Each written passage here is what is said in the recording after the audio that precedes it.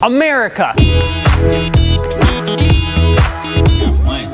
3, 4, 5, 6, 7, 8 M's in my bank account. Yeah, in my bank account. America. Why are we yelling? I don't know why you're yelling. I don't really do the whole yelling thing. That was my bad. But how else would you explain one of the first companies in the United States of America to begin making tires? The first company to do pretty much anything tire related. That's what we're here to talk about in this episode of Tire Histories, which is none other than Goodyear Tires. So hit play. Wait, no, that's part of the intro. See, I said hit it, and then it says play intro. I f***ed it up. You're gonna need to pause it. You suck!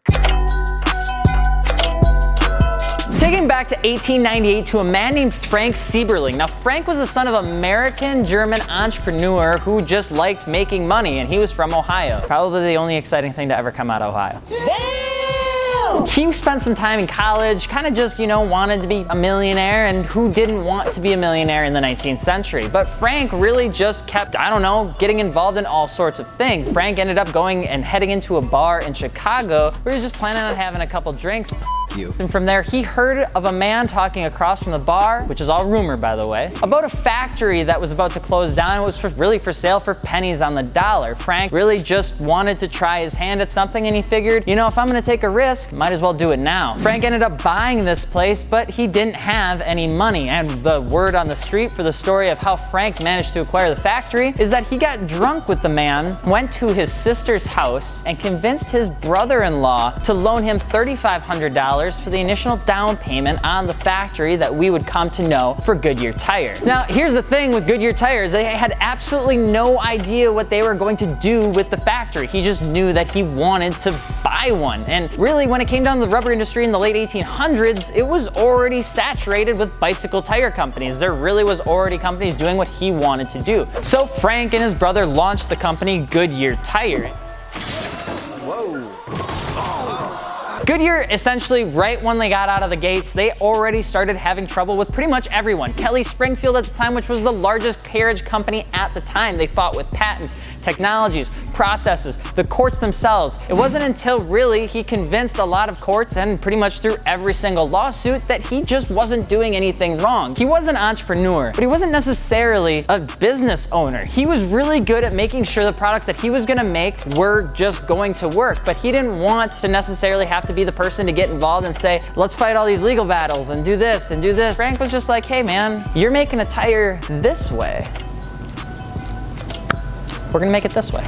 And then you go to the court and be like, yo, this is different. Courts would be like, God damn it, Frank, stop making the same tire. But really, it was weird because just randomly after one of the biggest probably legal battles Goodyear ever faced, the court just decided, hey, you can make your tires the way that you want to. Now that's a vast oversimplification of what happened. Don't sue me, but that's pretty much what had occurred. And what ended up happening with Goodyear is they found out that the original tire patent that they were duplicating was no patent at all. It was just something that the previous company was trying to battle to punch them out before they were actually able to make money, and Goodyear just stuck with it. They decided to keep making more money, and they developed a lot of different processes and patents to start leading the game when it came to tires. The original employee company had only 13 employees who were busy making Goodyear successful. So while that was happening, Frank was just kind of making inventions and stuff. There was one specifically that really set Goodyear on the map, and that was the one that we know, which essentially made it from going from 5 tires made per 10-hour workday to 60 tires per 10 hours. Now, it was pretty easy to do because they could just find a really easy way to make tires. It was less maintenance, they could detach them easier, use different cloth, and had all sorts of processes that pretty much was a middle finger to the industry at the time because Goodyear was just like, hey. By 1926, Goodyear really was one of the largest companies in the world with over 230 million in sales. A lot of Goodyear's history is essentially within their initial 3 to 4 decades because from there, once they got through the legal battles, they really did explode.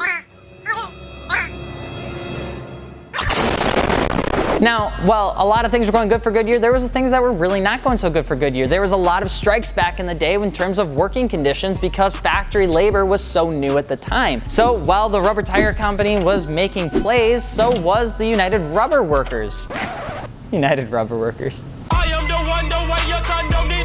In fact, the URW single-handedly made it extremely difficult for Goodyear to pretty much do anything, and they almost shut down if they weren't going to increase the essential benefits of the time. What ended up happening is Goodyear found that they really couldn't win this battle.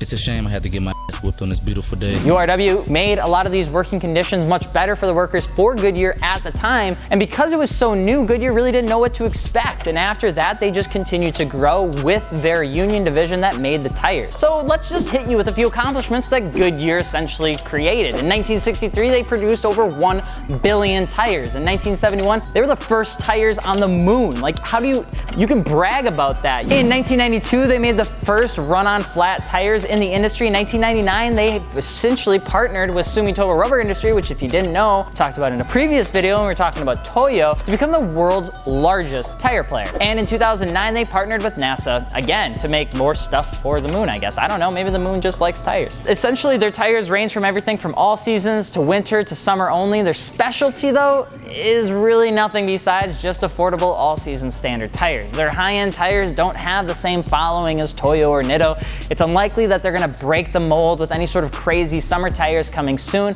but Goodyear is just one of those brands that is so involved with everything that they just are probably part of your life and you don't even know it. Goodyear is probably the biggest proponent of any sort of rubber industry in the world, especially when it comes to tires. I mean, they are involved in motorsport. They are one of the sole producers for NASCAR. But I tell you what, Goodyear is a damn good American company because gosh darn it, if you like Busch Light, America, flags, freedom, and everything that has to do with turning left, you know Goodyear's a good company. They're definitely the definition of biting off more than you can chew. Did he bite you?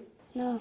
Because their history is so sophisticated and confusing that even if you look at their About Us on their website, it's absolutely insane. They have dedicated material to like every year that Goodyear did something, like the time Frank took a poop in 1936, or the time John decided to go on the roof and fly a kite. I mean, Goodyear has everything about their brand. Imagine being that CEO. I mean, that is just insane to me. You know Goodyear because of who they are and how they started. And if there was ever a story that you wanted to tell a young kid about becoming an entrepreneur, you tell them the Goodyear story. So that's everything that we have on Goodyear tire history. Now, there is a ton of more information, so if you guys have any questions or you want to learn more, we'll drop a couple links for if you're interested. But of course, check out our website, fitmentindustries.com. Bet you didn't see that sales pitch coming. Wheels, tires, suspension, and airlift is available on our site if you're interested. Also, add your car to our gallery if you got an aftermarket car. We have the fastest growing online gallery. It's pretty neat.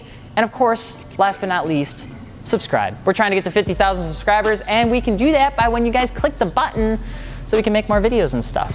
But we truly hope you guys enjoyed this one. I had a ton of fun researching this one, and I cannot wait to get off the camera because it's Friday and it's beautiful out, and I'm sitting right next to my car. Oh, I blinked with the wrong eye. But I'm Alex from Fitment Industries. We'll see you later. Peace.